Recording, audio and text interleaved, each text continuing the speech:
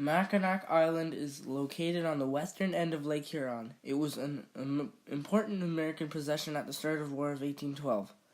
The British forces led by Captain Roberts and local Indian tribes were fighting the Americans in what was called the Upper Canada. Captain Roberts was given the orders to capture the island and take control of Fort Mackinac in early July of 1812.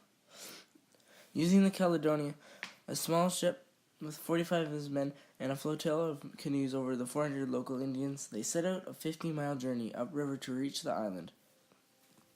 Fort Mackinac was under the command of Lieutenant Porter Hanks, who was never warned by his government that they were declaring war.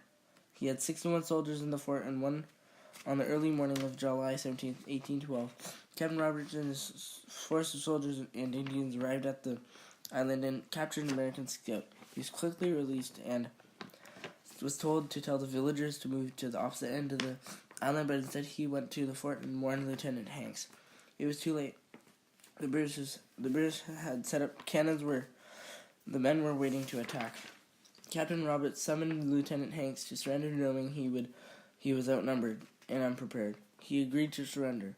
Lieutenant Hanks when asked by the British about the war, he said, "War? What war?" After the victory, Captain Roberts made his base at Fort Mackinac. He held the fort until July 1815. The capture of Mackinac Island helped the war in Upper Canada for British with the help of the Indians. They had many victories over the American forces. This helped to create borders we have today in Canada, between Canada and the United States.